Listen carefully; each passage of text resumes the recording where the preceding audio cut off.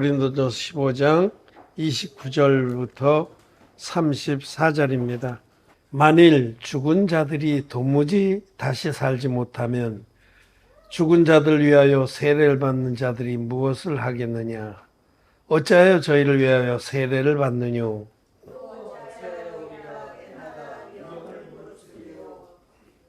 형제들아, 내가 그리스도 예수 우리 주 안에서 가진 바 너희에 대한 나의 자랑을 두고 단언하노니 나는 날마다 죽노라.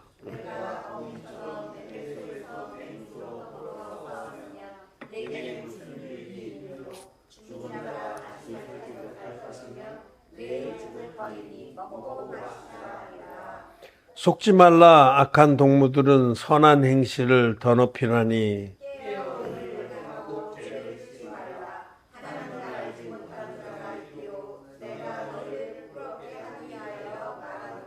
아멘. 네, 성도 여러분 안녕하십니까? 더운 날로 함께 예배를 드리는 성도 여러분도 반갑습니다. 저는 여러분을 못 보지만 내 마음에 여러분들이 있습니다. 오늘은 고린도전서 15장에 그 사도 바울이 부활에 관해서 말씀을 하시면서 그 중에 나는 날마다 죽노라 라고 선포한 이 말씀을 같이 상고하고자 합니다. 많은 사람들이 부활을 지나갔다 하기도 하고 없다 하기도 했습니다. 그래서 사도 바울은 만일 우리에게 부활이 없다면 우리 믿음은 헛것이다 라고 책망하면서 부활은 반드시 있고 우리의 부활은 우리의 믿음의 결국이다, 또 영광이다, 이렇게 설파했습니다. 부활이 있기 때문에 너희 중에서도 많은 사람들이 죽은 자를 위해서 세례를 받는 것이 아니냐. 그들이 부활을 믿었기 때문에 자기 어른들이나 친척이나 먼저 돌아가신 분들도 정말 예수님의 세례를 믿었더라면 저들도 죄사함 받고 구원을 받았을 텐데 하면서 그 죽은 사람을 위해서 대신 세례를 받는 일이 있었어요. 그건 잘못된 거죠, 사실은. 간절한 마음 때문에 그렇게 했겠죠. 이미 살아생전에 진리의 복음, 물과 피의 복음 믿어서 거듭나지 않으면 부활에, 첫째 부활에 참여하지 못합니다. 우리에게는 우리는 물과 피로 임하신 예수님을 믿어서 죄 사함을 받았습니다. 우리들은 첫째 부활에 참여하는 자들입니다. 마지막 나팔이 울릴 때에 공중에 우리 주님께서 천군 천사와 함께 공중에 임하실 때에 천사장의 큰 호령과 나팔 소리로 영광을 떨치면서 우리 주님이 공중에 임하실 때 우리는 호련히 변화됩니다. 그때 우리가 죽어 있으면 무덤에서부터 일어날 것이고 그때까지 살아서 환난을 다 견디고 주님을 맞게 된 자들이 우리 가운데 있으면 우리는 호련히 변합니다. 눈 깜빡할 사이에 그런 표현이 나와요. 눈 깜빡할 사이에. In a twinkling of an eye. 눈 깜빡할 사이에. 호련히 변화되는 거예요. 그래서 이 육의 몸을 벗어버리고 신령한 몸을 입고서 공중으로 들어올려가서 주님과 공중에서 만나서 신랑 되신 주님과 공중 혼인잔치의 영광을 누리게 될 겁니다. 그런데 이제 너무 안타깝기 때문에 그런 생각들을 했겠죠. 나는 예수님의 세례를 믿어서 죄사함을 받았는데 물과 피로 임하신 예수님께서 내 모든 죄를 다 없애놓으셨다니 진리를 믿어서 거듭났는데 안타깝게도 내가 복음을 전하지 못해서 그래서 우리 누가 우리 어머니가 우리 아버지가 돌아가셨는데 너무 안타까우니까 그분들을 대신해서라도 세례를 받으면서 그분 몫으로 돌리고 싶은 그런 일까지 있었어요. 세례를 받는다는 것은 우리 성도들이 이 예수님의 세례와 십자가의 복음, 이 성경들의 복음을 믿어서 거듭난 우리들이 예식으로 자기의 신앙을 고백하는 겁니다. 예식으로. 물에서 예수님 받은 세례와 똑같은 형식으로 세례를 받으면서 예수님 받은 세례는 인류의 대표적인 세례관이 예수님 머리에 손 얹어서 물에 푹 잠궜다가 예수님 일으키신 세례입니다. 이 안수의 형식으로 세례를 준 것은 그 안수를 통해서 전 인류의 죄가 예수님께 넘어가게 한 역사를 믿는 것이고, 또 물에 푹 잠기는 것은 예수님이 십자가에 돌아가시는 것을, 또 물에서 올라오신 것은 그 예수님이 셋째 날에 부활하신 것을 믿는 고백입니다. 그래서 성도들이 예식으로 받는 세례는 신앙 고백이에요. 신앙 고백. 나는 예수님의 세례와 십자가의 죽으심과 그분의 부활을 믿습니다. 그래서 나는 하나님 자녀입니다. 라는 고백인데, 죽은 자를 위해서 대신 세례받는 자가 있었다는 건 그건 안타까운 마음에서 그분들도 혹시 그렇게라도 구원을 받게 되지 않을까? 그건 아닙니다. 구원은 자기가 믿음을 고백해서 우리가 마음으로 믿어 의에 이르고 입으로 시인해서 구원을 받는 것이지, 누가 대신 그건 마치 천주교의 타락한 천주교에서 면죄부를 사면 연옥 영혼 하나 천국 가고, 딸랑 동전하니 연옥 영혼 하나 천국 가네, 딸랑 은전하니 지옥 영혼 하나 연옥 오네. 그게 이게 신분 상승은 거짓말입니다. 다 비질입니다. 근데 하여튼 그런 일까지 그들이 왜 그런 일이냐면 그 부활이 있다라고 믿기 때문에 그렇게 한 것이다 라고 사도 바울은 얘기를 하면서, 이제 그 사도 바울은 정말 부활을 확신하는 종으로서 모든 위험들을 감수하는 것은 죽기까지 감수하면서 믿음을 지키는 것은 부활에 있는 것을 확신하기 때문에 그렇게 했다는 겁니다. 그러면서 형제들아, 내가 그리스도 예수 우리 주 안에서 가진 바 너에게 대한 나의 자랑을 두고 단언하노니 나는 날마다 죽노라. 이 선포를 했습니다. 우리는 이 말씀을 잘 기억해야 됩니다. 여러분, 우리는 바울처럼, 우리 믿음의 선배 바울처럼 날마다 죽는 삶을 살아야 합니다. 날마다, 매 순간마다 우리는 죽어야, 그래야 우리가 믿음을 지키고 또 믿음의 큰 나무로 자랄 수가 있습니다. 자기를 부인하지 아니하면 믿음을 지킬 수가 없고, 자기의 욕망이나 이런 것을 꺾지 아니하면 믿음의 큰 나무가 될 수 없습니다. 우리는 바울처럼 우리도 날마다 죽는 믿음의 길을 가는 것이 합당합니다. 그러면서 이 말씀을 한 배경을 32절에 얘기합니다. 내가 범인처럼 에베소에서 맹수로 더불어 싸웠으면 내게 무슨 유익이 있느뇨? 죽은 자가 다시 살지 못할 것이면 내일 죽을 터이니 먹고 마시자 하리라.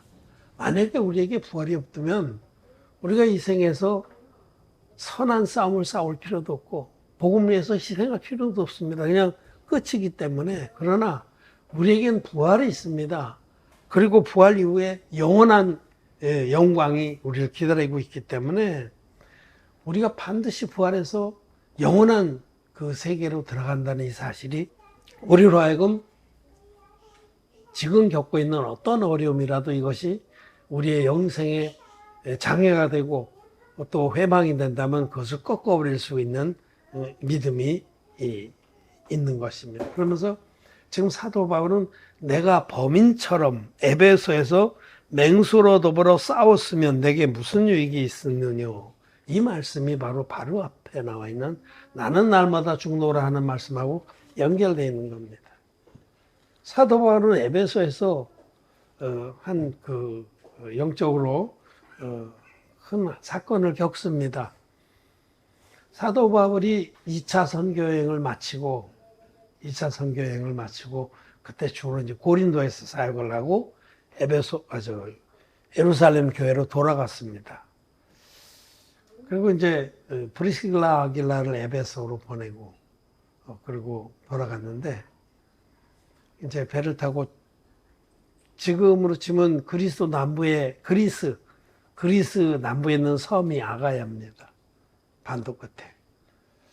거기서 그 고린도에서 배를 타고 모교회가 있는 예루살렘으로 갔어요. 아주 먼 길이죠.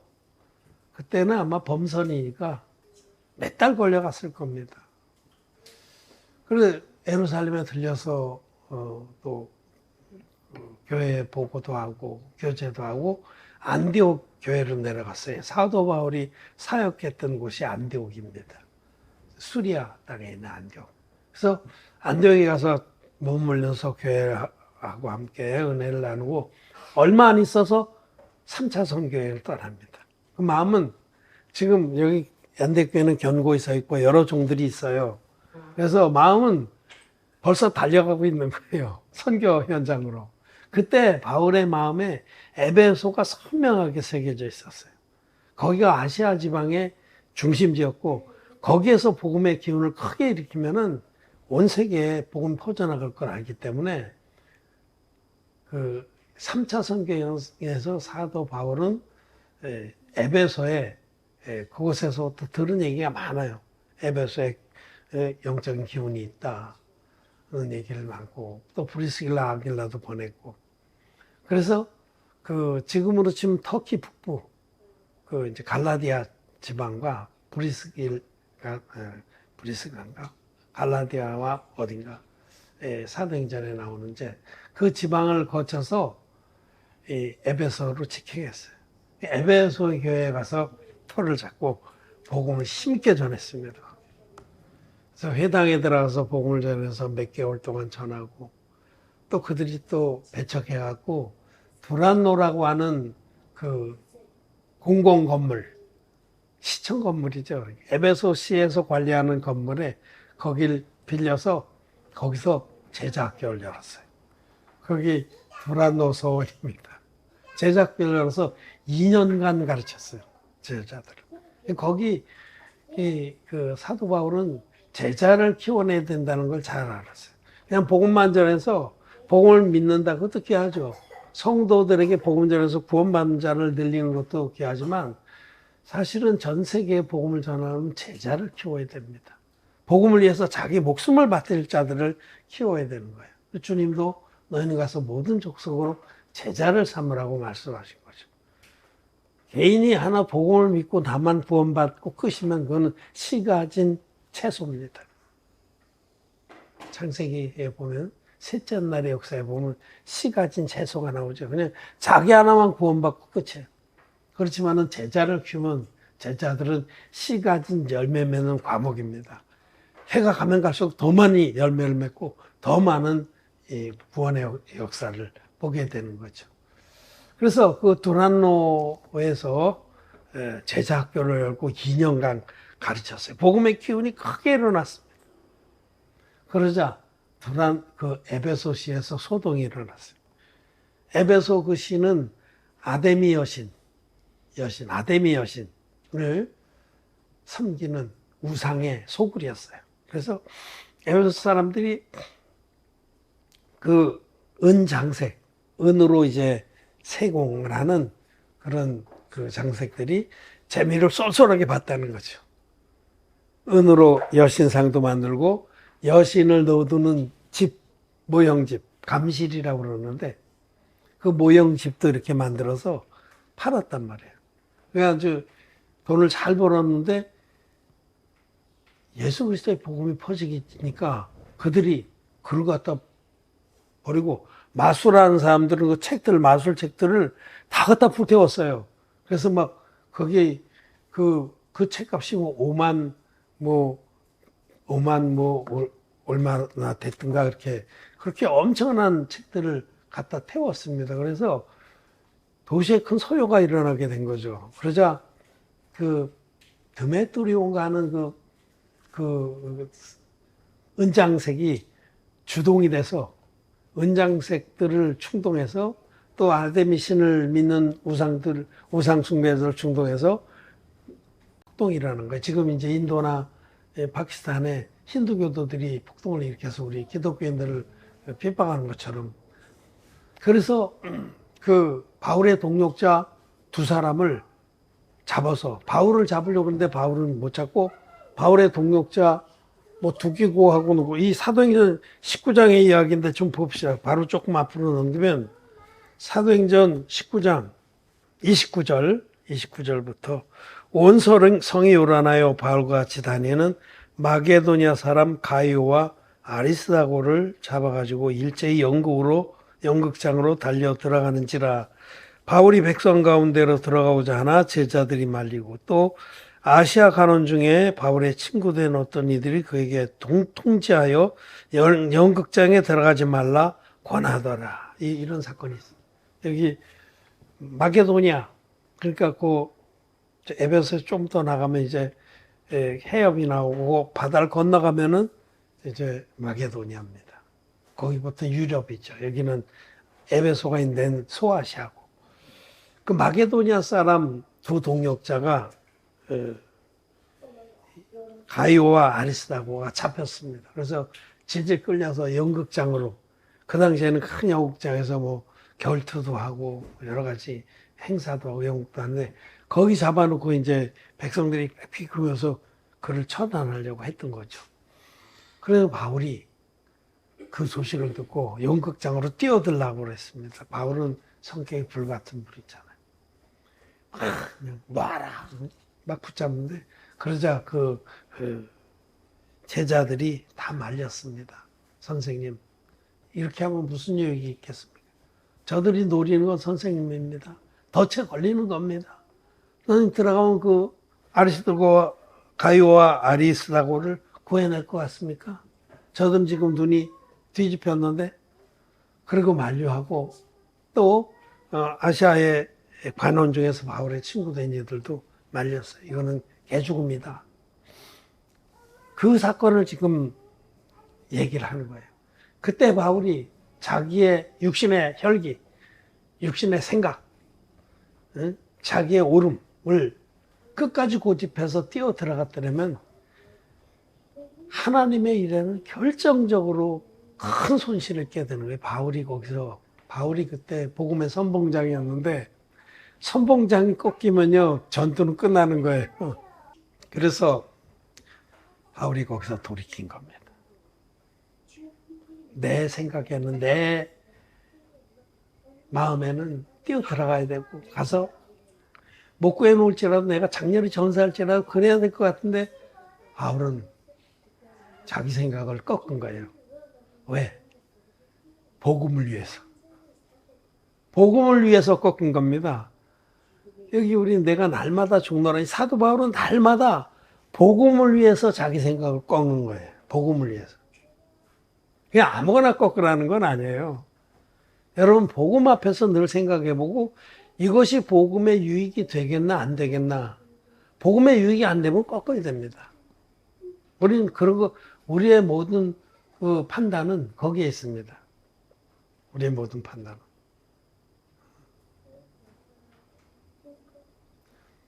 아주 작은 것부터 큰 것까지 내가 이렇게 하는 게 복음의 유익이 되겠냐, 하나님께서 이것을 선하게 보시겠나, 요 생각을 해보고 유익지 않으면 자기 생각을 꺾어 버려야 됩니다. 그게 나는 날마다 죽노라 하는 믿음의 대원칙입니다. 믿음의 대원칙. 저와 여러분들이 물과 피의 복음 믿어서 거듭났습니다. 거듭난 자는 그 다음부터 이 믿음의 대원칙을 쫓아 사는 겁니다. 어떤 일이든지 금방 판단이 돼요. 금방 판단이 됩니다. 자기 하고 싶은 대로 다 한다고 복음에 유익한 건 아닙니다. 자기 생각엔 좋은 것 같지만 그 뒤까지 생각해 보면 적폐가 많습니다. 내 하고 싶은 대로 내 마음은 간절해서 이렇게 했지만, 그로 말미암아 오히려 복음에 걸림이 되고 짐이 되고 누가 되는 경우도 많습니다, 여러분. 그것까지 생각을 하는 게 바른 겁니다. 나만 좋자고 내 생각엔 이렇게 하면 복음에 유익할 것 같아.